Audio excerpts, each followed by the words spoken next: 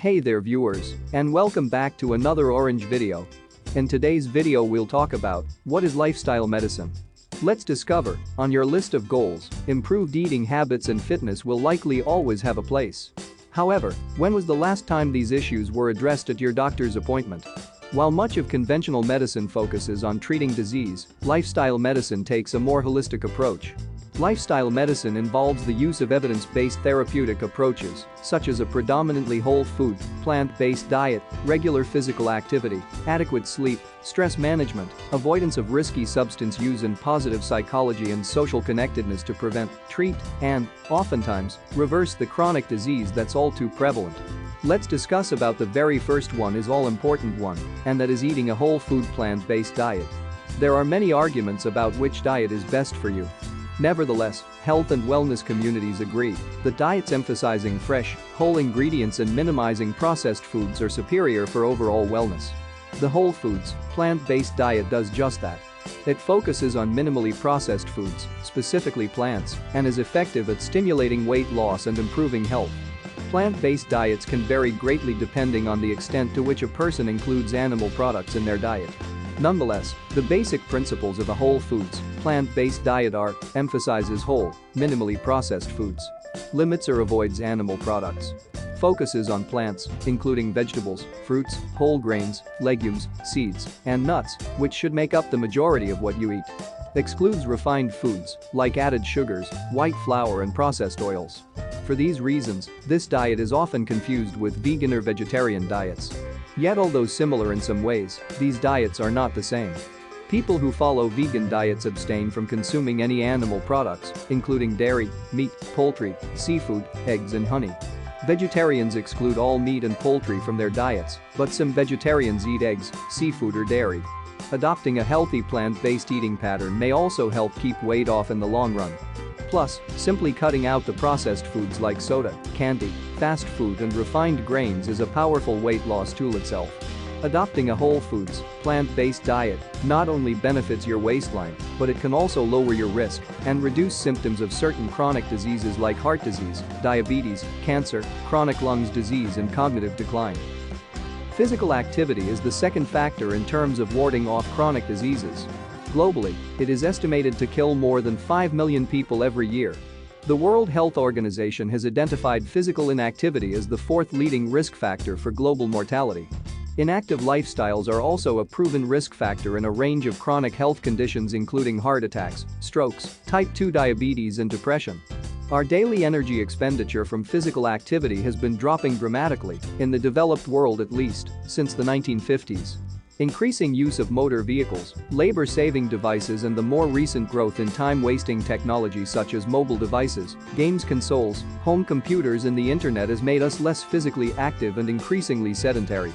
The Society of Lifestyle Medicine prioritizes the importance of physical activity as one of the 6 pillars of lifestyle medicine.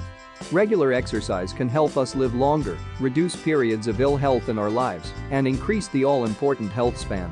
For clinicians who practice lifestyle medicine, a priority should be supporting people to choose ways they can incorporate more physical activity into their daily lives. Sometimes just supporting people to reduce the time spent sitting down can make a big difference. It isn't about convincing all of our patients to become marathon runners. For lifestyle medicine practitioners, it is important to have a solid understanding of the evidence base that supports the case for increased physical activity. Utilizing this understanding effectively allows us to best support our patients. Being more active can help to prevent a range of illnesses, but it can also play a part in treatment. Physical activity can lower the risk of developing a range of chronic health conditions including heart disease, stroke, type 2 diabetes, and even certain types of cancer. It has also been shown to reduce the risk of frailty in old age. This is the third one, stress management. While treating stress or another mental illness will generally require professional intervention, you're the expert when it comes to self-care, the process of forming healthy habits, and making positive changes to your daily routine to improve your emotional and physical health. Self-care includes reducing and managing your stress, maintaining a healthy lifestyle through diet and exercise, and educating yourself about your illness.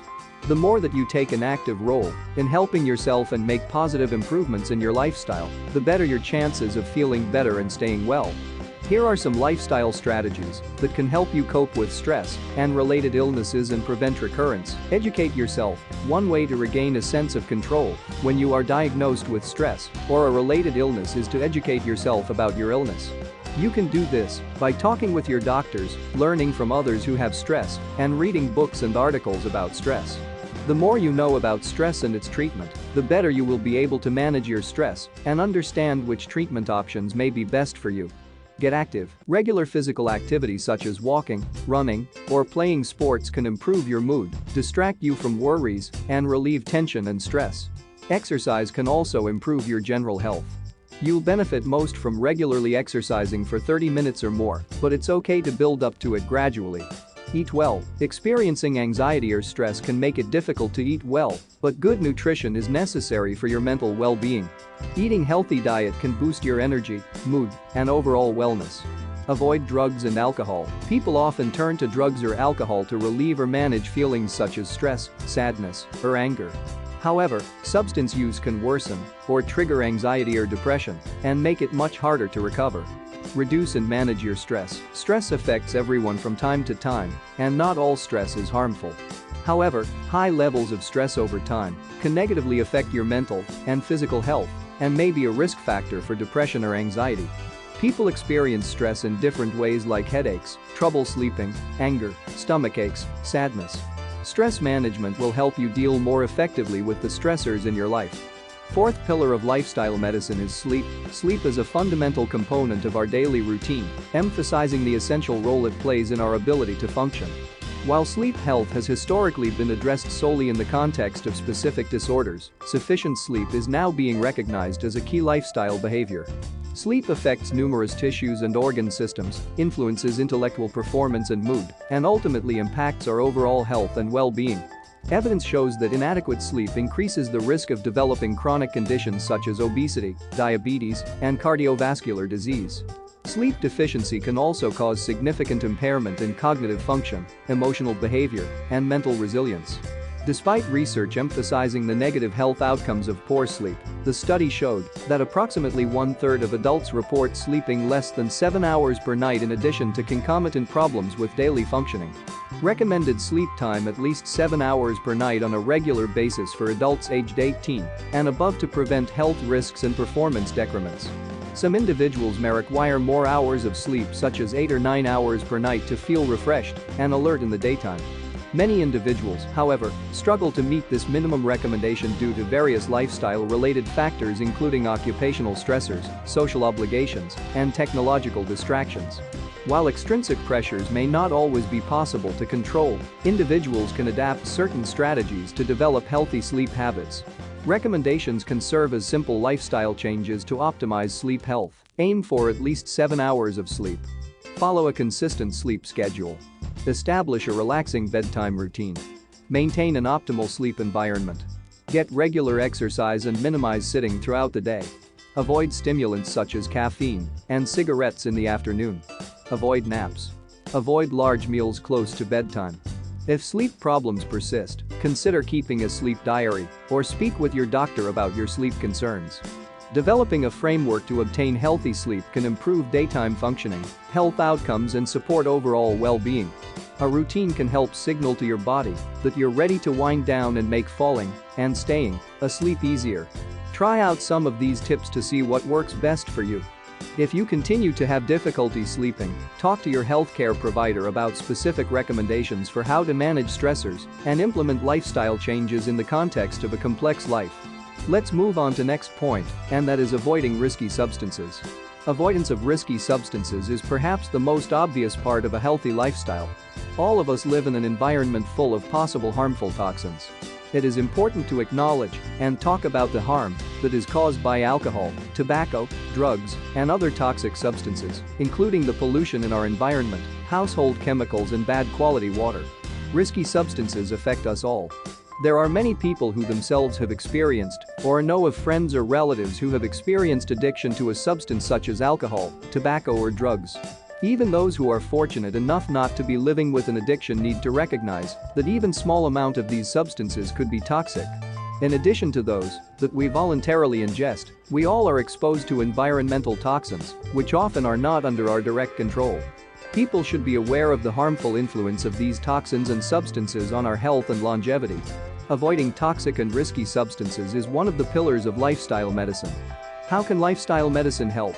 A lifestyle medicine practitioner will look into a person's habits and the environment of where they live, then start working on development of lifestyle medicine recommendations. Unfortunately, it is not always easy to avoid toxic substances, move to another cleaner area, change jobs or give up smoking and drinking.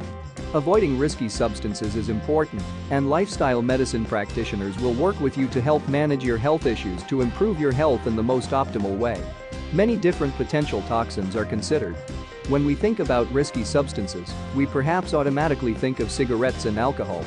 However, lifestyle medicine looks at a wide range of potential toxins for various sources like alcohol, tobacco, illicit drug use and environmental toxins, etc. Create an individual plan of action. Lifestyle medicine recommendations will be tailored to your needs and developed with you to implement a personal health improvement plan. If you or someone you know is struggling with any substance addiction, please reach out to your medical provider, lifestyle medicine professional. And now let's take it home with something very important. Social connectedness. I think that is something we can really work. By nature, humans are social beings. Our inherent need for interpersonal connection is encoded in our neurobiological framework. Interactions with friends, family, community members, and even strangers can provide individuals with a sense of connectedness. Investing in the welfare of others through shared social connection may generate more happiness than individual self-interest. Social connection is an integral aspect of physical health as well as mental and emotional well-being. Large number of social relationships does not necessarily equate to a stronger sense of closeness and belonging, emphasizing the importance of relationship quality over quantity.